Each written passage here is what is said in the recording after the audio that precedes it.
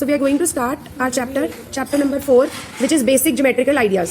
Yes. तो पहला इसमें हमने क्या सीखना है, बेसिक ज्योमेट्री के बारे में सीखना है, जैसे कि what is a point, what is a line, what is line segment, what is रे, ऐसे कंसेप्ट सीखेंगे. फिर उसके रिलेटेड हम क्वेश्चन सीखेंगे. इसमें और भी हम आगे डेप्थ में जाएंगे कि पॉइंट, लाइन, लाइन सेगमेंट पढ़ ली, रे पढ़ ली, उसके बाद पढ़ेंगे ट्राइंगल्स क्या होते हैं, एंगल्स क्या होते हैं.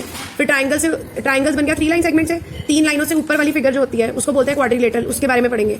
और पॉलीगन्स के बारे में पढ़ेंगे. ठीक है, तो पहले हम शुरू करते हैं point. What is a point?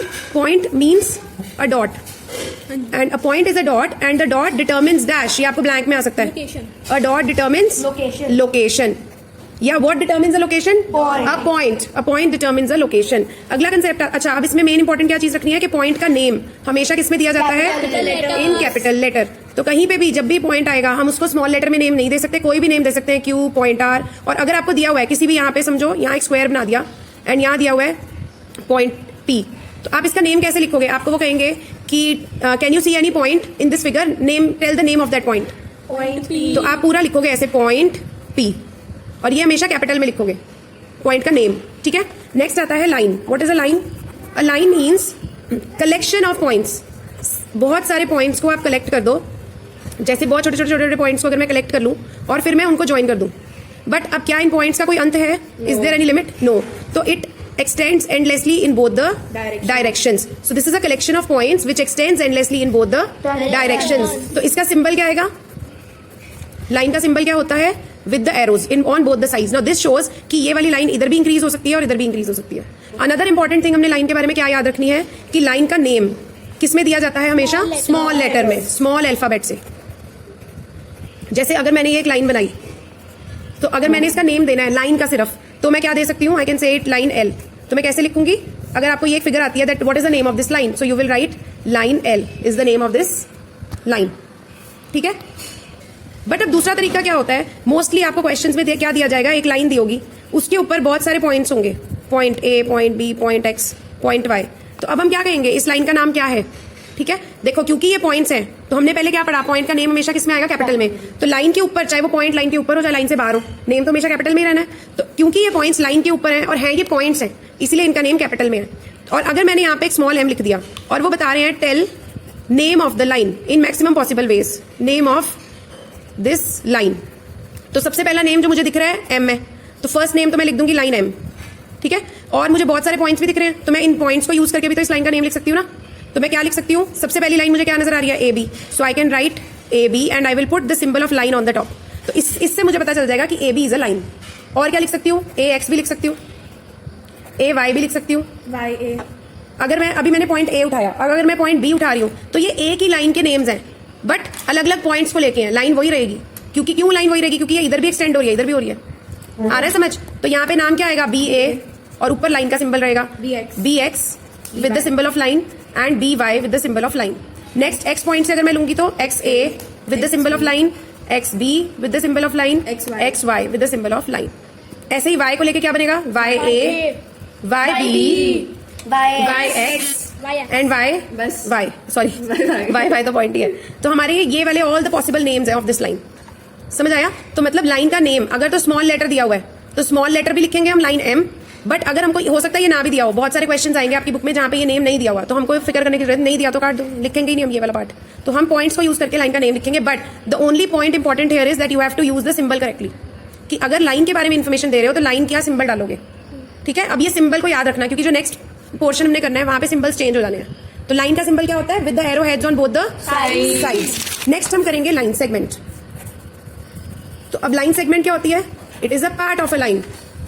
एक बहुत बड़ी लाइन है, मतलब लाइन क्या है? जो right hand side left hand side दोनों तरफ एंडलेसली एक्सटेंड हो रही है. बट अगर मैं उसमें से कोई एक पार्ट तोड़ लूं, तो ये बहुत बड़ी लाइन थी, मैंने इस पे एक पॉइंट लिया ए और एक पॉइंट लिया बी, इसको मैंने तोड़ के अलग से यहां लिख दिया, क्या अब ये एक्सटेंड हो सकती है? क्योंकि ये तो पार्ट बन गई ना उसका. So line segment means it is a part of a line which cannot extend in any of the direction. ना वो इधर से राइट की तरफ बढ़ सकती है ना लेफ्ट की तरफ बढ़ सकती है. So this means that it has two end points और it has two fixed points. तो अब मुझे ये बताओ, क्या लाइन का कोई फिक्स पॉइंट होता है? No. Because वो दोनों तरफ एक्सटेंड हो जाती है. And what is the symbol of line segment? Simple line. Simple this line. तो हमने क्या किया था? लाइन का सिंबल क्या होता है? With arrow heads. और लाइन सेगमेंट का सिंबल क्या होता है? With the without arrow heads. Without. तो इस सिंबल से हमें पता चलेगा कि हम लाइन सेगमेंट की बात कर हम रहे हैं। लाइन सेगमेंट को बिना पॉइंट्स के भी तो बना सकते हैं, मतलब सिंपल जैसे। हाँ, ऐसे भी बना सकते हो। थोड़ा सा क्लैरिटी के लिए ये हो जाता है कि वो पॉइंट्स है, ताकि कोई एरो ना समझे या कुछ और ना समझ ले। अब ऐसे ही इसमें सपोज अगर मैंने यहाँ पे एक लाइन ले ली ए बी, तो मैं इसका नेम कैसे लिखूंगी? I will say it that the name of this line segment is A B, like this, simple. अगर मैंने सपोज एक लाइन दी हुई है आपको, अब सबसे ज्यादा कंफ्यूजन यहीं पे होती है, ए बी एक्स, 3 पॉइंट्स दिए हुए हैं। अब ऑब्वियसली ये पॉइंट्स हैं तो इनका नाम किसमें होगा? हमेशा कैपिटल में। यहाँ पे वो बोल देते हैं कि लाइन सेगमेंट्स के नेम बताओ जी। तो लाइन सेगमेंट के नेम अब कैसे करेंगे? हमने इसी लाइन में से पोर्शन तोड़ लेने हैं। तो देखो बात वही रहनी है, नाम वही रहेंगे, चाहे हम लाइन लिखें चाहे हम लाइन सेगमेंट लिखें। अगर मैं यहाँ पे कहूंगी, देखो मैंने यहाँ पे 2 कॉलम बना रही हूँ, लाइन एंड लाइन सेगमेंट, इनके नेम्स लिखने हैं हमने। अगर मैंने लाइन का नेम लिखना है तो मैं क्या लिखूंगी? ए बी, और मैं दोनों में एरो हेड लगा दूंगी। तो ये सिंबल से पता चल रहा है कि ये लाइन है। बट अगर मैंने लाइन सेगमेंट का नेम लिखना है तब भी तो मेरे पास ए बी है ना, बट वहां पे सिंबल चेंज हो जाएगा। तो मतलब names will be the same, but importance क्या है यहाँ पे? सिंबल्स की। ऐसे ही दूसरी लाइन क्या बन रही है? ए एक्स, तो वहां पे लाइन का सिंबल यूज करूंगी। बट ए एक्स एक, क्योंकि 2 पॉइंट्स के बीच में है, वो लाइन सेगमेंट भी तो है ना, अगर मैं उसको अलग से तोड़ लूं तो ए एक्स एक लाइन सेगमेंट भी है, उसका सिंबल चेंज हो जाएगा। तो इसका मतलब एक्चुअली में गेम कहाँ चल रही है? Game is with the symbols, नाम तो वही रहने हैं। B A and B X. Yes. अब अगर मैं बी पॉइंट लूंगी तो बी ए, वो लाइन भी है क्योंकि वो इधर से भी एक्सटेंड हो रही है इधर से भी, बट अगर मैं उसको तोड़ लूंगी तो बी ए एक लाइन सेगमेंट भी है। समझ में आ रही है? ऐसे बी एक्स लाइन भी है क्योंकि दोनों तरफ एक्सटेंड हो रही है, बट अगर लाइन सेगमेंट का नाम लिखना है तो मैं उसको सिंबल लाइन सेगमेंट का यूज कर लूंगी। तो ओनली गेम जो यहाँ पे घूम रही है वो सिर्फ आपके सिंबल्स में है। अगर आपने सिंबल करेक्ट यूज कर लिया तो आपका क्वेश्चन करेक्ट हो जाएगा। समझ आई? ऐसे ही और क्या नेम बन सकता है इसमें? एक्स ए भी बन सकता है, तो एक्स ए हमारी लाइन भी है और एक्स ए हमारी लाइन सेगमेंट भी है। सिमिलरली एक्स बी लाइन भी है और एक्स बी लाइन सेगमेंट भी है। ठीक है? और अगर वो कहते हैं कि ये लाइन क्यू है जी, तो हम लाइन का नेम सबसे पहला क्या लिखते हैं? Line Q. और ये सारी line segments are a part of line Q, क्योंकि लाइन सेगमेंट्स क्या होती हैं? जो लाइन में से तोड़ी हुई है। आ रहा है समझ? क्लियर है इतना पार्ट? हम Q. Now next part is रे। अब रे क्या होती है? रे which have a end point but no starting point. गलत। Which has one starting point. and has no end. एक स्टार्टिंग पॉइंट होता है but no end point. So there is a fixed starting point. Fixed starting point होता है कोई भी, जैसे एक सन है तो हम सन की किरणों को, सूरज की किरणों को क्या नाम देते हैं? Sun rays. Sun rays. क्यों सन रेज क्यों बोलते हैं? Because sun is the starting point. उसके बाद ये लिमिट अनलिमिटेड इनफाइनाइटली पूरे वर्ल्ड में एक्सटेंड होती है। ऐसे ही अगर मैं कहूँ टॉर्च लाइट, तो टॉर्च की लाइट एक टॉर्च से स्टार्ट होती है एक पॉइंट से, बट वो उसकी कोई सीमा नहीं है, वो इनफाइनाइटली एक्सटेंड होती है। So these are the real life examples.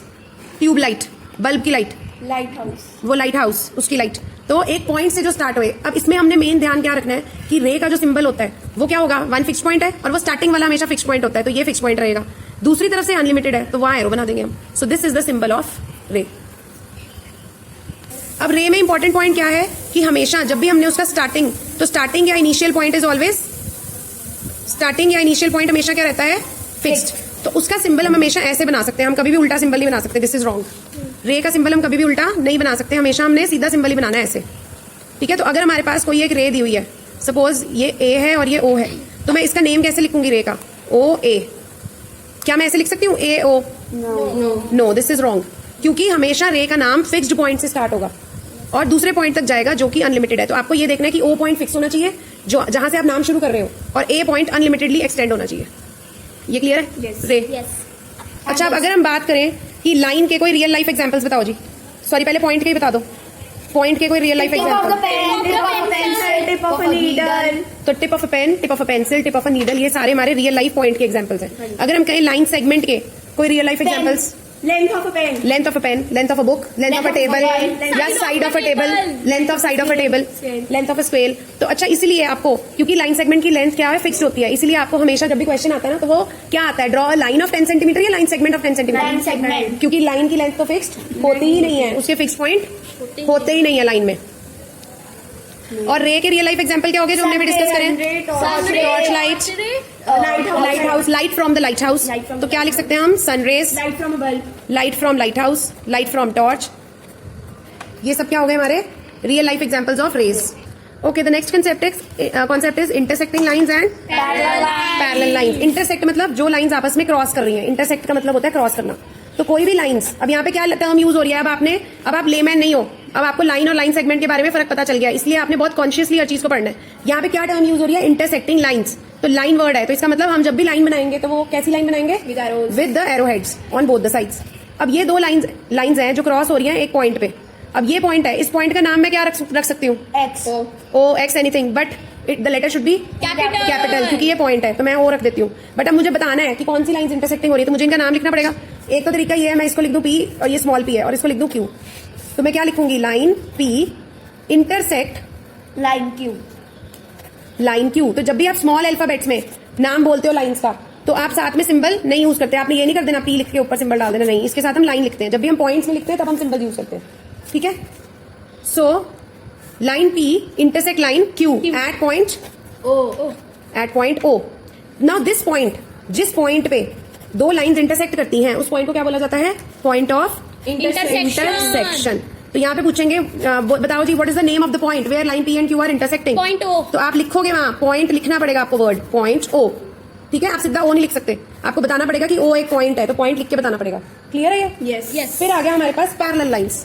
Parallel lines का मतलब लाइंस विच नेवर क्रॉस, जो लाइंस कभी भी क्रॉस नहीं हो सकती. आप जितना मर्जी, अब लाइन है यहाँ पे, the word is line here, तो लाइन कैसी बनेगी? एरो हेड्स के साथ. अब वो जो पैरेलल लाइंस है वो ऐसे भी हो सकती हैं, पैरेलल लाइंस ऐसे भी हो सकती हैं, पैरेलल लाइंस स्लांटिंग भी हो सकती हैं.